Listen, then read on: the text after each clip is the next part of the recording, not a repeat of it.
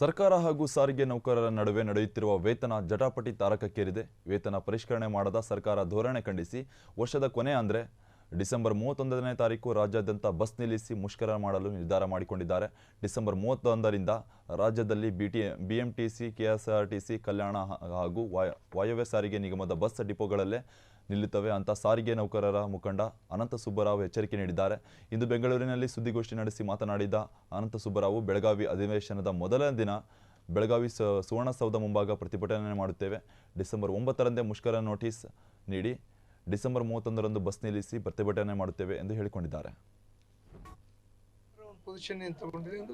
ನಿಗಮಗಳು ಪ್ರಯಾಣ ದರ ನಾವು ಆಗಲೇ ಡಿಮಾಂಡ್ಗಳು ಕೊಟ್ಟು ಹೆಚ್ಚು ಕಡಿಮೆ 11 ತಿಂಗಳಾಯ್ತು ಸರ್ಕಾರದ ಮುಂದೆ. ಮುಖ್ಯವಾಗಿರೋದು 38 ತಿಂಗಳ ಅರಿಯರ್ಸು ಹಿಂದಿನ ವೇತನದ ಬಾಕಿ. ಈಗ 1/1/24ರಿಂದ ಹೊಸದಾಗಿ ಆಗಬೇಕಾಗಿದೆ. ಇದೆರಡು ಚರ್ಚೆ ನಡೆದು ನಮಗೂ ಸರ್ಕಾರಕ್ಕೂ ಸರ್ಕಾರ ಒಂದು ಪೊಸಿಷನ್ ಏನು ತಗೊಂಡಿದೆ ಅಂದರೆ ನಿಗಮಗಳು ಪ್ರಯಾಣ ದರ ಏರಿಸೊರ್ತು ನಾವೇನು ಮಾಡೋಕ್ಕಾಗಲ್ಲ, ದುಡ್ಡಿಲ್ಲ ಅಂತ. ಸರ್ಕಾರ ದುಡ್ಡು ಕೊಡಬೇಕು, ಹೆಚ್ಚುಕೊಂಡು 6,000 ಕೋಟಿ ಅಷ್ಟು ದುಡ್ಡು ಕೊಡಬೇಕಾದ ಸರ್ಕಾರ. ಇವಾಗ ನಾವು ರಾಮಲಿಂಗಾರೆಡ್ಡಿ ಅಧ್ಯಕ್ಷತೆಯಲ್ಲಿ ಸಭೆ ನಡೀತು, ಅಲ್ಲಿ 15 ದಿವಸ ಟೈಮ್ ಕೊಟ್ಟಿದ್ವಿ. ಇದುವರೆಗೆ ನಮಗೆ ಯಾವುದೇ ಪಾಸಿಟಿವ್ ರೆಸ್ಪಾನ್ಸ್ ಅದಕ್ಕೆ ಬಂದಿಲ್ಲ.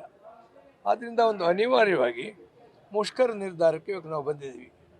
ಆ ಮುಷ್ಕರದ ನೋಟಿಸನ್ನು ನಾವು ಬೆಳಗಾಂನಲ್ಲಿ ಕೊಡ್ತೀವಿ. 9ನೇ ತಾರೀಕು ಬೆಳಗಾಂ ಚಲೋ ಇಟ್ಕೊಂಡಿದ್ದೀವಿ. ರಾಜ್ಯದ ಮೂಲೆಗಳಿಂದ ಟ್ರಾನ್ಸ್ಪೋರ್ಟ್ ಎಂಪ್ಲಾಯೀಸಲ್ಲಿ ಬರ್ತಾರೆ, ಇಲ್ಲಿ ಬಂದು ನೋಟಿಸ್ ಕೊಡ್ತೀವಿ ಸರ್ಕಾರಕ್ಕೆ. ಮೋಸ್ಟ್ಲಿ ಅದು 21 ದಿವಸ ಅಂದರೆ 31ನೇ ತಾರೀಕಿಗೆ ಬರುತ್ತೆ ಕಾನೂನು ರೀತಿ. ಯಾಕೆಂದರೆ ಇವರು ಕಾನೂನು ಬಿಟ್ಟು ಹೋಗಿದ್ದಾರೆ ಎನ್ನಬಾರ್ದು. ಭಾಸ್ಕರ್ ಇದ್ದಾರೆ, ಕಾನೂನು ನಾವು ತಪ್ಪಿದ್ರು ಜ್ಞಾಪಿಸೋದಕ್ಕೆ.